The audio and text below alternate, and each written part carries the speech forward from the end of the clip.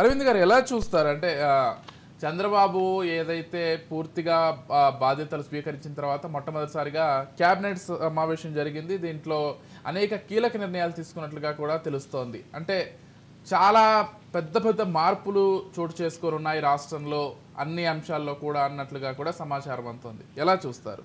అంటే ఎన్డీఏ ప్రభుత్వం ఇక్కడ అధికారంలోకి రాగానే దేశవ్యాప్తంగా ఎన్డీఏకి ఉన్నటువంటి మార్క్ ఏదైతే ఉందో అడ్మినిస్ట్రేషన్ అంటే బుల్డోజర్ల పాలన అనేటటువంటి విమర్శలు ఏదైతే ఉన్నాయో అదే రకమైనటువంటి పాలన ఇక్కడ ఇంప్లిమెంట్ చేస్తున్నారనే విమర్శలు అయితే మొదలైనాయి. కానీ దాని పక్కన పెడితే ఒక విషయంలో అయితే ఏంటంటే ముఖ్యంగా అంటే వైసీపీ కట్టినటువంటి పార్టీ ఆఫీస్ రాష్ట్ర పార్టీ ఆఫీస్ చుట్టూ తిరుగుతున్నటువంటి వివాదం, అట్లాగే 26 భవనాల చుట్టూ తిరుగుతున్నటువంటి వివాదం, ఈ మొత్తంలో ఒకే ఒక భవనానికి అనుమతులు ఉన్నాయి అనేటటువంటి అంశం. అక్కడి నుంచి మొదలుపెట్టి ఈ రకమైనటువంటి ప్రచారం జరుగుతుంటే ఇంకోవైపు మీరు ఇంట్రొడక్షన్లోనే చెప్పినటువంటి పాయింట్ ఏదైతే ఉందో పెంచుకుంటూ పోతామని కాకుండా ఒకటేసారి 4 రూపాయలకి పెన్షన్లు పెంచడం, 4,000 రూపాయలకి పెన్షన్లు పెంచడం, ప్లస్ అది కూడా రెట్రాస్పెక్టివ్ ఎఫెక్ట్ తోటి 3 కలిపి 7,000 రేపు జూలై 1st వీక్లో ఇవ్వాలనుకోవటం.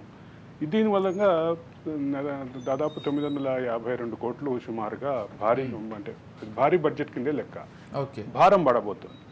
దాంతోపాటు అన్న క్యాంటీన్లు రాబోతున్నాయి. ఆగస్టులో ఒకటే రోజు 183 చోట్ల మొదలవుతున్నాయి. సరే, ఇవన్నీ పక్కన పెడితే 5 సంతకాలను ఇంప్లిమెంటేషన్ దిశగా ఏదైతే ఒక క్లారిటీ ఇచ్చారో అది ఒకటి సానుకూలమైన అంశమే. అదే సందర్భంలో ఇంకొక అంశం కీలకంగా చూడాలి. ఎన్టీఆర్ ఆరోగ్య విశ్వవిద్యాలయం, అది ఎన్టీఆర్ బ్రెయిన్ చైల్డ్. ఆరోగ్య విశ్వవిద్యాలయం మొదట దేశంలో పూర్తి స్థాయి ఆరోగ్య విశ్వవిద్యాలయం ఒక రాష్ట్ర ప్రభుత్వం ఏర్పాటు చేయడం ఆంధ్రప్రదేశ్లోనే జరిగింది. ఆంధ్రప్రదేశ్లో జరిగితే ఇప్పుడు ఆంధ్రప్రదేశ్ విభజన తర్వాత ఇక్కడేమో కాళోజీ ఆరోగ్య విశ్వవిద్యాలయం వచ్చింది, అక్కడ ఎన్టీఆర్ విశ్వవిద్యాలయం కొనసాగింది. అంటే మనం విభజన చట్టంలో ఉన్న అంశం ప్రకారం భౌగోళికంగా ఎక్కడున్న ఆస్తులు అక్కడే కొనసాగాలనేటటువంటి పేరుతోటి ఉన్నటువంటి కాన్సెప్ట్ ఉంది కాబట్టి ఆ విభజనలో ఉన్నటువంటి ప్రాథమిక అంశం అది కాబట్టి అక్కడ ఉన్నటువంటి విశ్వవిద్యాలయం అలాగే కొనసాగింది. ఆ విశ్వవిద్యాలయానికి స్థల సేకరణ నుంచి భవనాల సేకరణ నుంచి ఎన్టీఆర్ కృషి వీటన్నిటిని పక్కన పెట్టి సడన్గా తీసుకొచ్చినటువంటి మార్పు, దానివల్ల పోనీ స్పెషల్గా ఏమన్నా పొలిటికల్ గెయిన్ వస్తుందా అంటే పొలిటికల్ గెయిన్ రాకపోగా ఒక ప్రాంతంలో మేము ఆధిపత్యం సాధించాలి అనేటటువంటి భావం అయితే కనపడింది అనే అంశం వైసీపీ నాయకులు కూడా పలువురు మనతో వ్యక్తిగత సంభాషణలో మాట్లాడుతున్నట్టు చెప్పినటువంటి విషయం. ఇటువంటి నిర్ణయాలే ఈ పరిస్థితికి దారితీసింది అని ఈ మధ్యకాలంలో ఆ పార్టీ నుంచి వస్తున్నటువంటి అసంతృప్తవాదులే చెప్తున్నటువంటి పరిస్థితి. ఇప్పటికే జక్కంపూడి రాజా చెప్పారు, కాసు మహేశ్వర్ రెడ్డి చెప్పారు, మరికొంతమంది నాయకులు కూడా చెప్తున్నటువంటి పరిస్థితిలో క్లియర్గా కనిపించేది ఏంటి, మనం రాజకీయంగా ఉపయోగం లేని నిర్ణయాలు కొన్ని తీసుకున్నాం, దానివల్ల ఈ ఫలితాలు ఇది కూడా ఆ కోవలోకే వస్తుంది. ఎన్టీఆర్ బ్రెయిన్ చైల్డ్ అనేటువంటి దానికి ఎన్టీఆర్ పేరు పెట్టడం సమంజసమా కాదా అనేటువంటి చర్చను పక్కన పెట్టి దాన్ని సడన్గా వైఎస్ఆర్ పేరు మార్చి ఏమి సాధించినట్లు ఇవాళ రాజకీయంగా ఆ ప్రాంతంలో మేము అంటే మా ఆధిపత్యం చూపించుకోవాలనుకునేటటువంటి అంశం తప్ప ఇక మరొక కీలకమైన అంశం కనిపించట్లేదు. అట్లాంటి పరిస్థితుల్లో ఈరోజు దాని మీద కూడా నిర్ణయం తీసుకోవటం కూడా కొంచెం ఆ ప్రాంతంలో మనోభావాలకు సంబంధించిన అంశంలో ఒక ఎఫెక్ట్ పడింది అనేది చాలా క్లియర్ గా కనిపిస్తుంది. దాని కరెక్షన్ మొదలైంది అనేది క్లియర్. కోటేశ్వరరావు గారు, మీరెలా చూస్తారండి? కేబినెట్ భేటీ తొలిసారిగా అయ్యారు, దాదాపు ఒక 5 డెసిషన్స్కి సంబంధించి సంతకాలు పెట్టారు. డిఎస్సికి సంబంధించి, పెన్షన్ల పెంపుకు సంబంధించి, లేకపోతే అన్నా క్యాంటీన్లకు సంబంధించి, ఇలా అంటే ఏ విధంగా చూస్తారు? అంటే మొదటి కేబినెట్ భేటీలో తీసుకున్నటువంటి నిర్ణయాలకు సంబంధించి కావచ్చు, ఈ కేబినెట్ భేటీకి సంబంధించి కావచ్చు, మీ అభిప్రాయం ఏంటి? దీనిలో ఈ నిన్న తీసుకున్నటువంటి దానిలో 2 ముఖ్యమైనటువంటి అంశాలు. ముఖ్యమైన అంశాలు అంటే ఇప్పుడు ఉదాహరణకి 4,000 రూపాయల పెన్షన్ అనేటువంటిది గతంలో వాగ్దానం చేసినట్టుగా 3 నెలల బకాయిలతో సహా ఇస్తామని చెప్తున్నారు. అది స్వాగతించాల్సినటువంటి అంశమే. కానీ అదే ప్రభుత్వం, అదే కూటమి వాగ్దానం చేసినటువంటి ఇంకొక ముఖ్యమైనటువంటి అంశం ఎందుకంటే ఈ 1000 రూపాయల పెంపుదలతో దాదాపు 900 నుంచి 1000 కోట్ల రూపాయల వరకు అవుతుంది ఒకటి. ఇది కాకుండా ఎస్సీ ఎస్టీ బీసీ సామాజిక తరగతులకి 50 సంవత్సరాలకే మేము ఈ సామాజిక పెన్షన్ల పథకాన్ని అమలు జరుపుతామని చెప్పేసి ఒక కీలకమైనటువంటి ఏర్పాటు చేసింది కూటమి. దాని గురించి ఎందుకని వెంటనే స్పందించలేదు, వెంటనే నిర్ణయం తీసుకోలేదు అనేటువంటి ప్రశ్న ఈ వాటి నుంచి సహజంగానే మొదలవుతుంది. అదేవిధంగా ఈ పేరు మార్పు అనేటువంటిది ఒక తప్పుడు సాంప్రదాయం. ఎవరు అధికారంలోకి వస్తే వాళ్ళకి అనుకూలమైనటువంటి వాళ్ళ పేర్లు పెట్టుకోవడం అనేటువంటిది ఇది ఎక్కడికి పోతుంది అనేటువంటిది ఒకటి. అందువలన మళ్ళా వైఎస్ఆర్ పేరు పెట్టి దాన్ని మళ్ళా ఎన్టీఆర్ పేరు, ఇటువంటివన్నీ కూడా ఇది ఊహించింది. ఈ విధంగా అధికారానికి వచ్చినటువంటి కుటుంబం ఇలాంటి పనులు చేస్తారనేటువంటిది. అదేవిధంగా జగన్మోహన్ రెడ్డి గారి హయాంలో పెట్టుకున్నటువంటి జగనన్న అనేటువంటి పేరుతోటి వచ్చినటువంటి పథకాలన్నింటికి పేర్లు మార్పు అనేటువంటిది ఊహించింది. అందుకని ఇది ఒక తప్పుడు సాంప్రదాయం. అయితే ఎన్టీఆర్ విశ్వవిద్యాలయ హెల్త్ యూనివర్సిటీకి సంబంధించి మొట్టమొదట ఏ పేరు అయితే పెట్టారో దాన్ని అదే విధంగా కంటిన్యూ చేయాలి ఎవరు అధికారానికి వచ్చినా. ఇప్పుడు ఆంధ్ర యూనివర్సిటీ ఉంది, ఆంధ్ర యూనివర్సిటీగానే చేస్తున్నారు. నాగార్జున యూనివర్సిటీగానే చేస్తున్నారు ఎవరు అధికారానికి వచ్చినా కానీ. అలా కాకుండా ఎవరు అధికారానికి వస్తే వైఎస్ఆర్ ఆంధ్ర యూనివర్సిటీ అనో లేకపోతే వైఎస్ఆర్ నాగార్జున యూనివర్సిటీ అనో అట్లా చేయలేదు కదా. నాగార్జున యూనివర్సిటీలో ఇంకొక వివాదం కూడా తలెత్తింది. వైఎస్ఆర్ విగ్రహం పెడితే అక్కడ ఉన్నటువంటి వైస్ ఛాన్సలర్ ఉత్సాహంతో దాన్ని ఇప్పుడు మళ్ళా దాన్ని తీసేశారని ఏదో వార్తలు వస్తాయి. అందుకని ఇటువంటివన్నీ కూడా ఒక తప్పుడు సాంప్రదాయం. అంటే ముఖ్యమంత్రులుగా ఉన్నటువంటి వాళ్ళని ప్రసంగం చేసుకోవడానికి, వాళ్ళని ఉబ్బేయడానికి చేసేటువంటి పనులు కొన్ని ఇట్లాంటివి చేశారు, రాబోయి చేయకూడదు. అన్నింటికంటే జగన్మోహన్ గారు నేర్చుకోవాల్సినటువంటి పాఠం ఏంటంటే 3 రాజధానుల పేరుతో చేసినటువంటిది చేశారు. అందుకని ఈ రాజధాని అంశం కూడా అంటే ఇప్పుడున్న నిబంధనల ప్రకారం అది రాష్ట్రానికి సంబంధించినటువంటిది. కానీ ఒకసారి నిర్ణయం అయినటువంటి రాజధానిని మళ్ళా మార్చకూడదు అనేటువంటి దానికి ఒక రాజ్యాంగపరమైనటువంటి రక్షణ కల్పించేందుకు అవసరమైతే పార్లమెంట్ లో చట్ట సవరణ ద్వారా చేయటం, అదేవిధంగా అసెంబ్లీ తీర్మానం, ఇటువంటి ఏమన్నా అవకాశాలను కూడా పరిశీలించాల్సిందనేది అభిప్రాయం. ఇక డిఎస్సికి సంబంధించి కూడా భారీగా పోస్టులు వదిలారంటే గత 5 సంవత్సరాల్లో ఒక్క పోస్టు కూడా భర్తీ కానటువంటి విషయాన్ని గమనించాం. స్కూళ్ళకు సంబంధించి మేము రంగులేసాం లేకపోతే మౌలిక వస్తువులు కల్పిస్తున్నామని చెప్పారు, కానీ అంటే ప్రధానంగా విద్యను అందించాల్సినటువంటి ఉపాధ్యాయులకు సంబంధించి ఒక్క రిక్రూట్మెంట్ కూడా జరగలేదు. అయితే వీళ్ళు వచ్చిన వెంటనే వాళ్ళ మేనిఫెస్టోలో కావచ్చు, వాళ్ళు ఇచ్చినటువంటి వాగ్దానం ప్రకారం కావచ్చు, మొట్టమొదటి శతకం డిఎస్సి ఫైల్ పైన పెడతామని చెప్పారు, అదేవిధంగా చేశారు. దీన్ని ఎలా చూస్తారు కోటేశ్వరరావు గారు? ఇప్పుడు జగన్మోహన్ రెడ్డి గారు విద్యారంగంలో ఆడినటువంటి గేమ్ మనకి తెలిసిందే.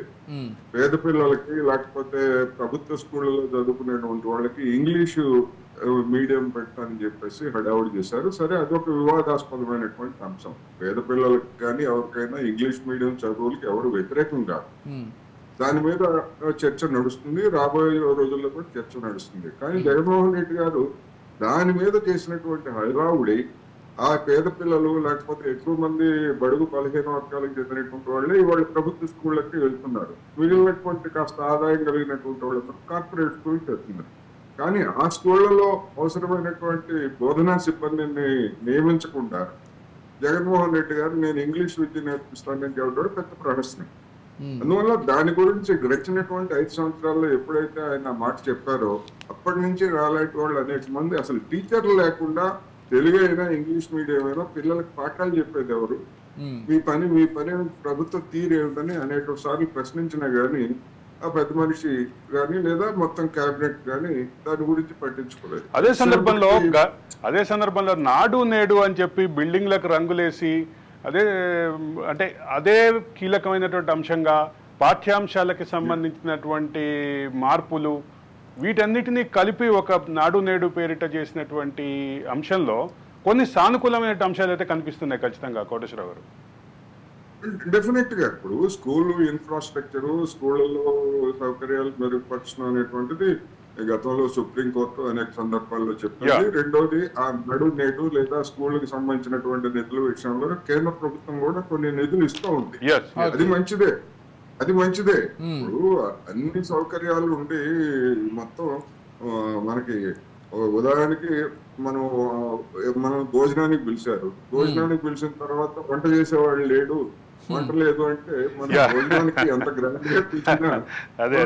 అంతే కదా, ఎన్ని కూరగాయలు ఉన్న ఉపయోగం లేదు కదా, వంట చేసే వాళ్ళు లేదు కదా. అందుకని ఇప్పుడు స్కూల్ బాగుపరిచినా లేకపోతే ఇవన్నీ చేసినా గానీ పాఠాలు చెప్పే టీచర్లు లేకపోతే ఏం చేస్తారు? పాఠాలు చెప్పే టీచర్లు ఒక అంశం అయితే పాఠాలు చెప్పే టీచర్లు ఇంగ్లీష్ మీడియం కి సంసిద్ధంగా ఉన్నారా అనే అంశం కూడా కీలకమే. అదే అవసరమైనటువంటి వాళ్ళకి శిక్షణ కానీ అలాంటివి కూడా ఇవ్వాలి. ఉన్న వాళ్ళకి శిక్షణ లేకపోగా కొత్త వాళ్ళ రిక్రూట్మెంట్ కూడా లేదు. ఆ ఓరియంటేషన్ కి సంబంధించిన అంశంలో కూడా విమర్శలు వచ్చినాయి. అవును, అంటే ఉపాధ్యాయుల్ని సిద్ధం చేయకుండా ఆంగ్ల బోధనకి సడన్ గా ఆంగ్ల బోధన ఇంప్లిమెంట్ చేయడం ద్వారా వచ్చేటటువంటి ఈ మీడియల్ టైం ఏదైతే ఉందో దానికి సంబంధించినటువంటి సమస్యలను అడ్రస్ చేయడంలో గత ప్రభుత్వం విఫలమైంది అనేటటువంటి అంశం మీద కూడా ఎక్కడ విభేదం అవసరం లేదు.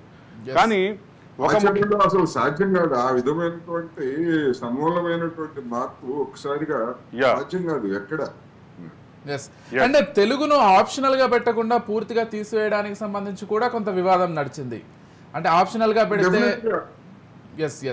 ఆప్షనల్ గా తీసేయడం అనేటువంటిది అందులోని మాతృభాష ఆంధ్రప్రదేశ్ లో ఆప్షనల్ గా తీసేయడం అనేటువంటిది నిజానికి అవమానకరం. అసలు అందులో ఆత్మగౌరవానికి దెబ్బతీసేటువంటి వ్యవహారం. ఒక పక్క కన్నడ తమిళ్ వాళ్ళు మాతృభాషకు సంబంధించి అన్ని పోరాటాలు చేసుకుంటుంటే ఈవెన్ అంటే అవునన్నా మాత్రమే కాదు విజయ్, కొన్ని రాష్ట్రాల్లో పూర్తిగా తెలుగు మీడియం స్కూళ్లు ప్రభుత్వం నిర్వహిస్తున్నటువంటి పరిస్థితి ఉంది. గుజరాత్ లో సుమారుగా ఒక 16-17 ప్రాంతాల్లో తెలుగు మీడియం స్కూళ్లు నిర్వహిస్తోంది అక్కడి రాష్ట్ర ప్రభుత్వం. అలాగే మన కర్ణాటకలో కొన్ని చోట్ల తెలుగు మీడియం స్కూళ్లు నిర్వహిస్తున్నటువంటి పరిస్థితి ఉంది. తమిళనాడులో కొన్ని చోట్ల తెలుగు పరాయి భాషని అంగీకరించని తమిళనాడులో, మా విషయం క్లియర్గా చెప్పాలి, మరో భాషను అంగీకరించని తమిళనాడులో కూడా తెలుగు మీడియం స్కూళ్ళ నిర్వహణ జరుగుతుంది. అంటే తెలుగు మీడియంకి సంబంధించినటువంటి నీడ్ ఉన్నటువంటి వాళ్ళు ఆ స్కూల్కి వెళ్తున్నారు. తెలుగు మీడియంకి సంబంధించినటువంటి అంటే పూర్తిగా తెలుగు మీడియంకు మాత్రమే పాఠశాల విద్యలో శిక్షణ పొందినటువంటి ఉపాధ్యాయులు ఆంగ్ల మీడియంకి సంబంధించినటువంటి విషయంలో కూడా చాలా ఇబ్బంది పడ్డారు. దానికి సంబంధించిన అంశం కూడా ఖచ్చితంగా అయితే ఈ మొత్తంలో చెప్తున్నారు. ఇక్కడ మారిషస్ లాంటి దేశాల్లో కూడా తెలుగు మీడియం స్కూల్ నిర్వహిస్తున్నారు. అంటే తెలుగు వాళ్ళు ఉండేటువంటి ఇతర రాష్ట్రాల్లో ఇతర దేశాల్లో తెలుగుకు సంబంధించి ప్రాధాన్యత ఇస్తుంటే తెలుగు రాష్ట్రంలో పూర్తిగా తెలుగును తీసివేయడానికి సంబంధించి చాలా మంది విమర్శలు చేశారు. అది కూడా తెలుగు అభిమానించే వాళ్ళైతే మరింతగా కూడా గ్రహించారని చెప్పుకోవాలి. అంటే ఇటువంటి విమర్శలు వచ్చేటప్పుడు గత ప్రభుత్వం చేసినటువంటి వాదన ఏంటంటే మీ పిల్లలకి ఇంగ్లీష్ మీడియం కావాలి కానీ అంటే పేదవాడి పిల్లలకి ఇంగ్లీష్ మీడియం వద్దా అంటూ ఒక సెంటిమెంట్ని రాజేయడానికి ప్రయత్నించింది. విమర్శలు చేసినటువంటి నాయకులకి సంబంధించిన పిల్లలు ఇంగ్లీష్ మీడియంలో చదువుతున్నారు అంటూ ఒక వాదన తీసుకొచ్చింది. ఇక్కడ ఒక ముఖ్యమైనటువంటి విషయం గమనించాల్సింది ఏంటంటే ఇంగ్లీష్ మీడియం స్కూళ్ళకి సంబంధించినటువంటి ప్రైవేటు విద్య విషయంలో ఎవరు విమర్శలు చేయట్లేదు. ప్రభుత్వ విద్యలో అధ్యాపకులను ఉపాధ్యాయులను సిద్ధం చేయకుండా చేసినటువంటి ప్రక్రియ మాత్రమే విమర్శలకు గురైంది. దాదాపుగా దాన్ని ఆ ప్రక్రియను విమర్శించిన వాళ్ళందరూ కూడా మాట్లాడిన అంశమే ఇది.